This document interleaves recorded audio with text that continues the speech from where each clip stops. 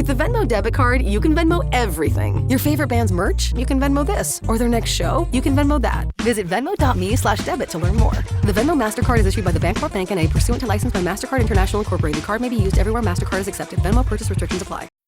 The spirit of innovation is deeply ingrained in America, and Google is helping Americans innovate in ways both big and small. From improving emergency response times to protecting against cyber attacks, local, state, and federal governments are innovating with Google AI. This is a new era of American innovation. Find out more at g.co/American innovation.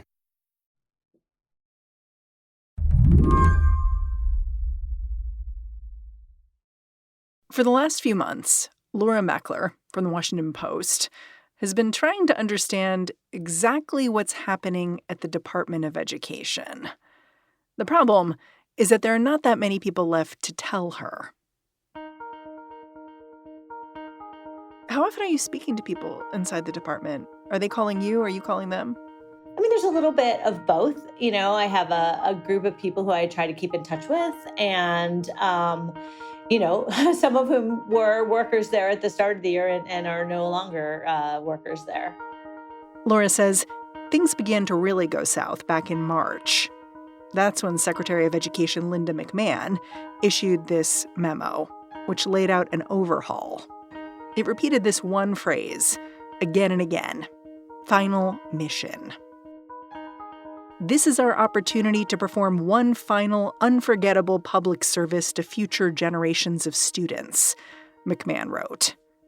I hope you will join me in ensuring that when our final mission is complete, we will all be able to say that we left American education freer, stronger, and with more hope for the future. The language here is a little strange, right?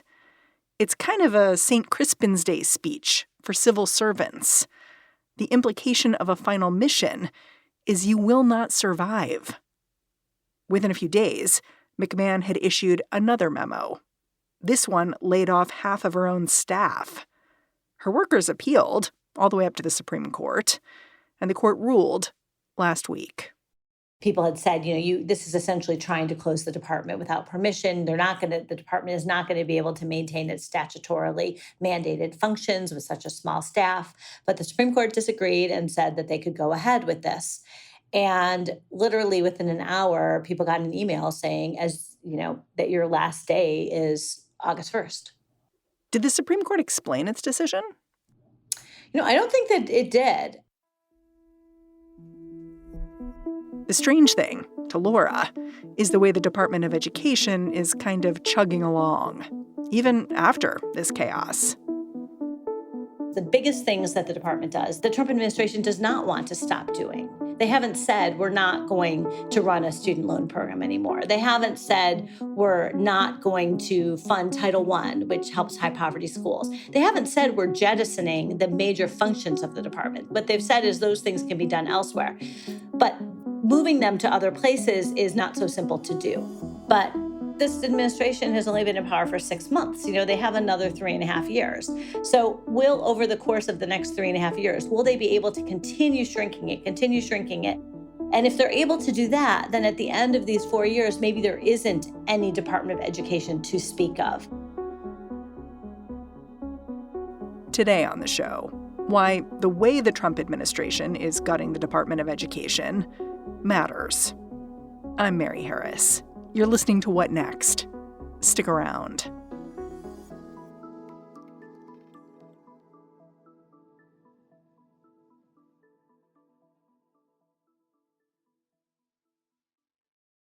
This episode is brought to you by Americans United for Separation of Church and State. The future of religious freedom is at a crossroads. The same groups behind Project 2025 are working relentlessly to impose a Christian nationalist agenda on the laws and the lives of the American people. The wall between church and state is the last safeguard standing in their way. For over 75 years, Americans United has been a powerful but quiet force fighting to preserve church-state separation, freedom without favor, and equality without exception for every single American. Americans United stands up for your right to believe and to live as you choose, so long as you don't harm others. Whether you care about gender-affirming healthcare, reproductive freedom, LGBTQ+ rights, or supporting public schools, church-state separation is fundamental to nearly every constitutional freedom. Americans United exists to protect that separation. You can take action and join Americans United today by donating any dollar amount, and your support will be doubled. Join Americans United and help defend the fundamental freedoms that protect us all. Learn more and join the fight at au.org/slate.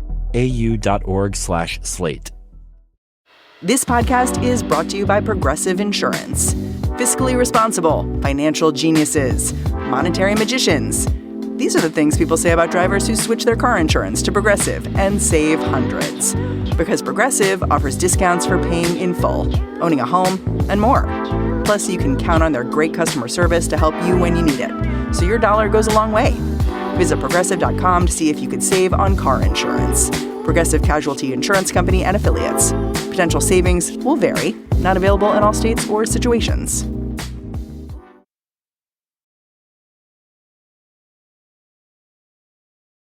Okay, let's go back in time. So how long have we had a Department of Education? And why was it established in the first place? Like, my understanding is it came into being around 1979. Yep, 1979 indeed is when it came into being. Now, before that, there was still a federal education program. It was part of what was called the Health, Education, and Welfare Department. And in 1979, those two departments were divided, one, the Education Department, and then what became the Department of Health and Human Services.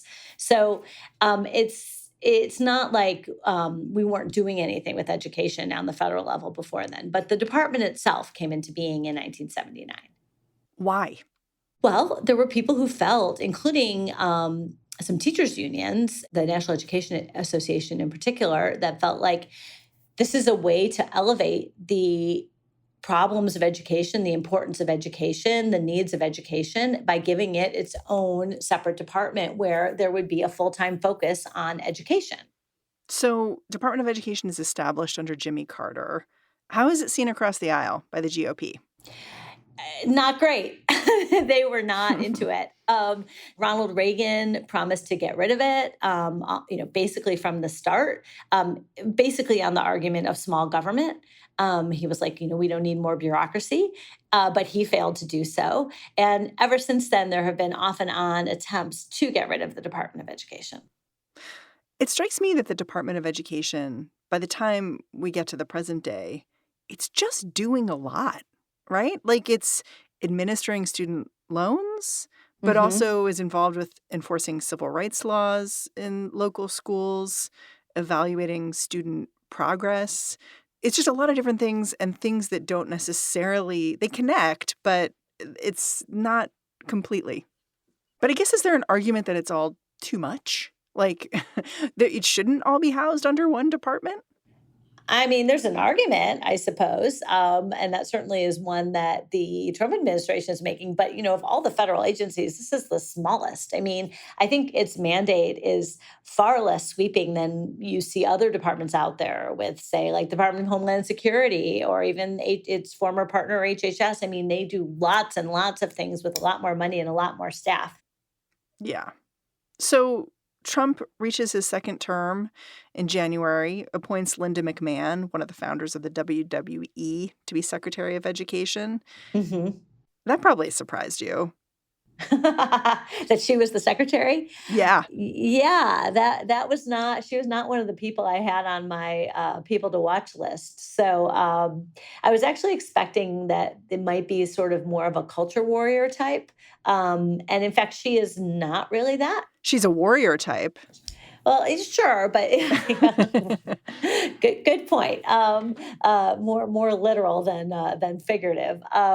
But so, she ran the Small Business Administration in the first Trump administration, actually got some bipartisan praise for her work there. When she ran for Senate in Connecticut, which of course is a, pretty liberal state, she was very much a kind of a moderate Republican, not one of the more conservative, certainly by today's standards. What she ran on at the time was a fairly moderate agenda. But when she arrived, she made clear there's no doubt that she's there for it. She's absolutely on board with closing the department. She's also on board with, something we haven't talked about, which is even as they're talking about closing the department and, quote, returning education to the states, the Trump administration is using the muscle of the federal government to try to tell universities and K-12 districts what to do vis-a-vis race and gender, and, quite aggressively. So McMahon comes in. There's this memo that is rumored and then comes out where she talks about the Department of Education being on its final mission. What does that final mission entail? My impression is that it entails a lot fewer workers. And then what is the department now doing? Well, the final mission was a direct reference to closing the department. Her point was like, we're closing, we're turning out the lights. This is going to be the end of it. The Institute for Education Sciences, which is a lower profile part of the department, it's the research and data arm, has been absolutely decimated. Almost everybody has been laid off there. And a number of contracts have just been canceled, just abruptly canceled. In some cases, those are contracts to research best practices, for instance, like what's the best way to teach reading? We're going to test 2 different ways and see which one works best. Or we're going to follow this particular cohort that started in preschool with a particular intervention and like follow them over time and see what happens. These are sort of like building block research things which then gets disseminated more broadly when they get results. And then you have like the Federal Student Aid Office, which is responsible for overseeing private loan service providers, and like the Ombudsman office, where people could call if they have a complaint or they're not sure how to navigate the system. The staff has been way cut back. The people who oversee these loan servicers, there's way fewer of them. So the system is still functioning, but it's just been eaten away at. I wonder if you want to talk a little bit too about the fact that I hear a lot from this administration, a sort of a story about bringing education back to the states and giving the states more control of education, and whether that's what's happening here. Because it seems to me like the states rely on the federal government for money. So giving them, quote unquote, authority, which maybe I think they already had over education, but then not giving them money or support resources, like does that end up being actual support for states' rights, quote unquote? Yeah, I think it's a huge misnomer to talk about returning education to the states. That might have made more sense during, say, the Bush administration or the early Obama administration, when there was a very much bigger federal role through the No Child Left Behind Act. But really, the federal level of federal control over schools is very light. They don't set curriculum. They don't make decisions. They don't hire teachers. Those decisions are all made by states and by local school boards. So what they what the federal government does do is provide funding. And I will say that the biggest sources of funding, which involve the Title I program for high poverty schools and the IDEA program for students with disabilities, the administration is not proposing to cut those. They have not touched those. And even in their budget proposal to Congress, they are proposing level funding. But there are a bunch of other programs that help states in all sorts of different ways, whether it be a teacher training or for mental health or for English language learners or for magnet schools. There's just a bunch of other programs out there, some of which the administration has unilaterally frozen or canceled. And in their budget request to Congress, they've asked Congress to take all of these programs and essentially collapse them into one block grant that would go to the states, and the states could decide how to spend it. But the thing is, this block grant adds up to way less money than all these other programs do. So I'm not really sure how that does give the states a little more control over the spending, but over a much smaller pot. After the break, how eliminating the Department of Education could leave students experiencing civil rights violations with no recourse at all.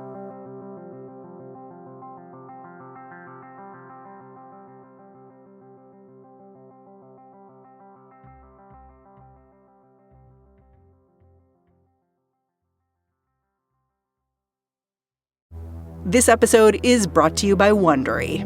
Before the internet ruled society as we know it, AOL brought America online with email and instant messenger.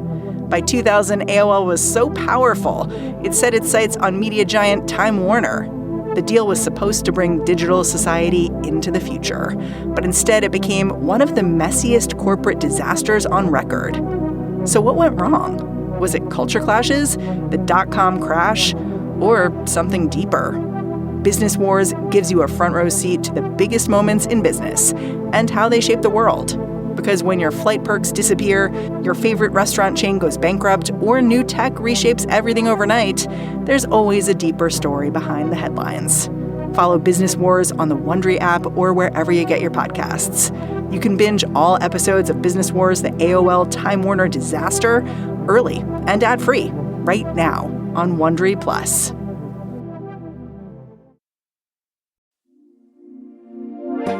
This podcast is brought to you by Progressive Insurance. Do you ever think about switching insurance companies to see if you could save some cash? Progressive makes it easy. Just drop in some details about yourself and see if you're eligible to save money when you bundle your home and auto policies. The process only takes minutes, and it could mean hundreds more in your pocket. Visit Progressive.com after this episode to see if you could save. Progressive Casualty Insurance Company and Affiliates. Potential savings will vary. Not available in all states.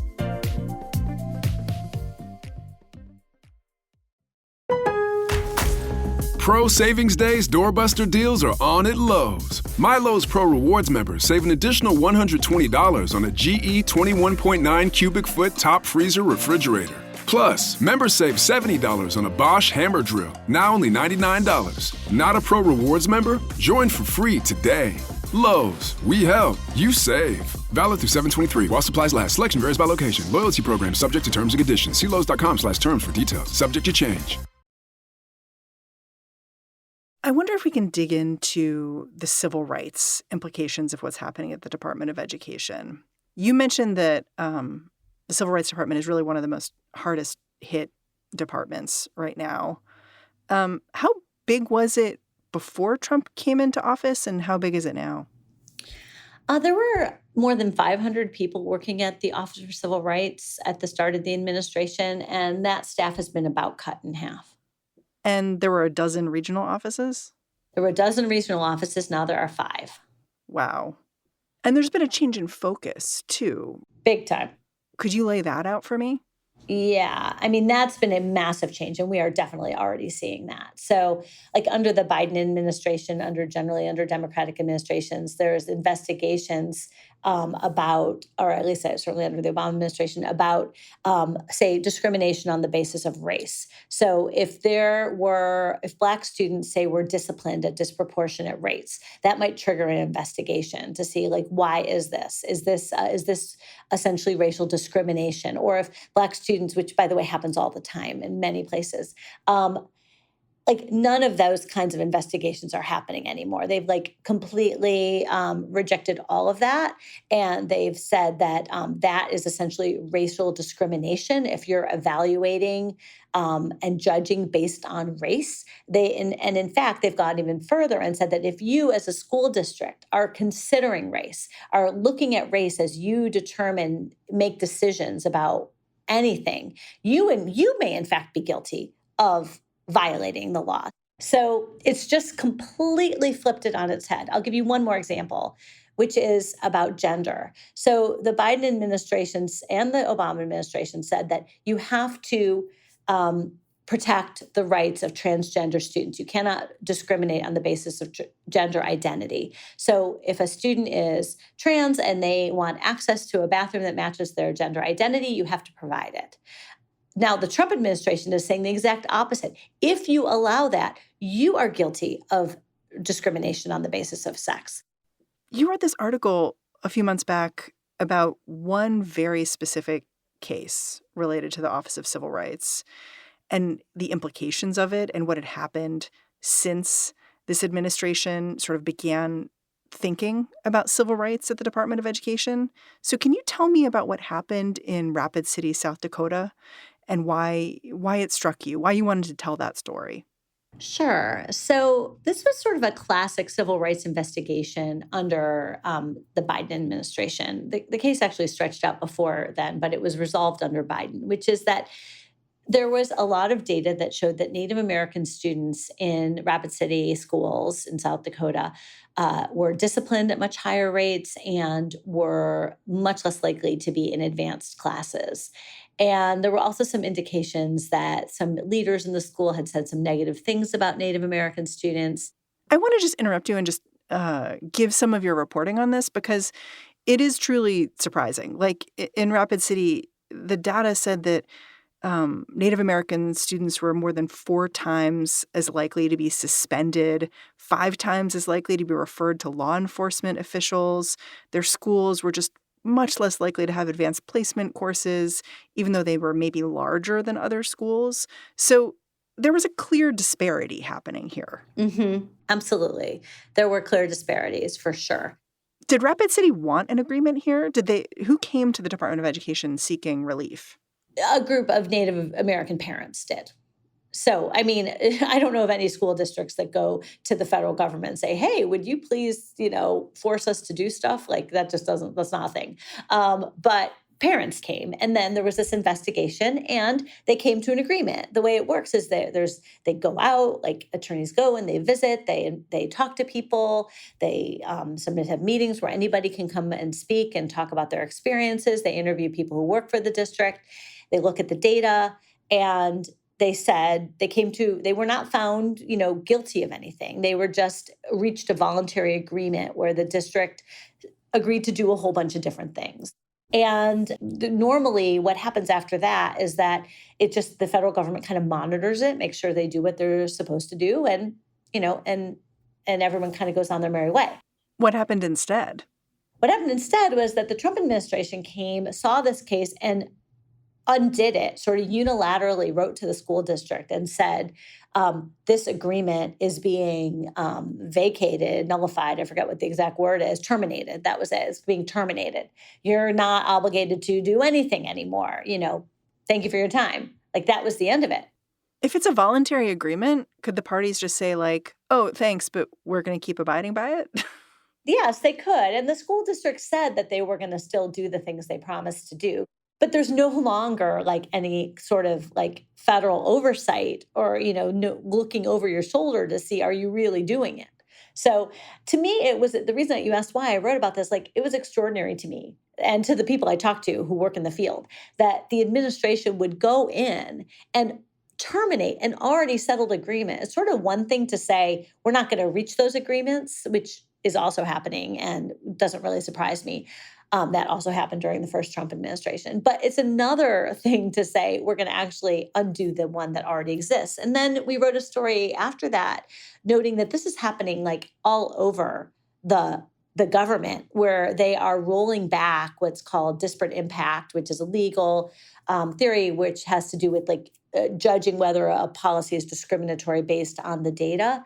And they're rolling this back everywhere. So it's not just at the education department. It struck me, too, that it took a really long time to get to this agreement. Like, I think the Department of Education was involved since 2010. Well, it's crazy. I mean, I think that case was ignored for a long time. Remember I said there were like the big backlog, like some cases just linger. I think this was one of them that just lingered for years. And then finally during the Biden administration, they actually said, oh, let's actually deal with this. But it just shows like how stopping the spigot or stopping it up, making sure that these cases aren't investigated anymore, it'll have a massive impact. And then going retroactively and, peeling back agreements like this makes things worse, frankly, especially when the parties have agreed to something voluntarily. It was quite unusual. I mean, I was, and they said that they're going to look at other ones that were reached using similar tools, which the Trump administration believes is essentially, completely racist to go in there and say, we're just going to look at the data and assume that just because there's this disparate data that proves anything. So they said they're going to go and look at others, and others may be terminated as well. It is remarkable. The school district wasn't even asking for this. So if you were a kid someplace or a family someplace, you're seeing some kind of discrimination in your eyes. Would you recommend those people go to the Department of Education at this point? Is that going to be a useful venue for them? If you're concerned about the disparate impact of discipline rates, I don't think you're likely to get much satisfaction from the current administration, no. Laura, I'm really grateful for your time. Thanks for coming on the show. You bet. Thanks so much for having me.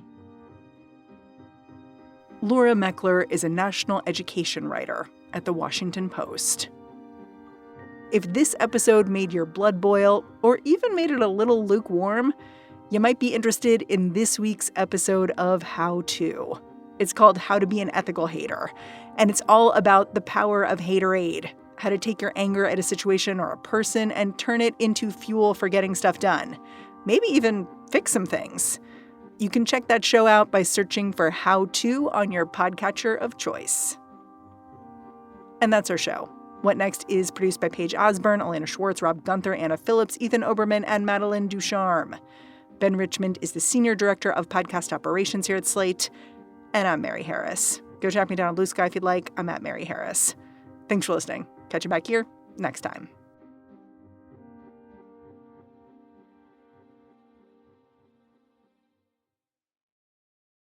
Wait, you're not a Hotels.com member? So you're choosing to pay full price. Did you not hear the song? How could you not be a member and save up to 20%? That's less than 50%, but it's more than 0%. You're welcome. See? The math is mathing. Save up to 20% on hundreds of thousands of hotels with Hotels.com. With the American Express Gold Card, I can earn 4 times membership rewards points at U.S. supermarkets. So with all these groceries, I'm also getting points. Learn more at americanexpress.com/US/explore-gold. Terms and points cap apply.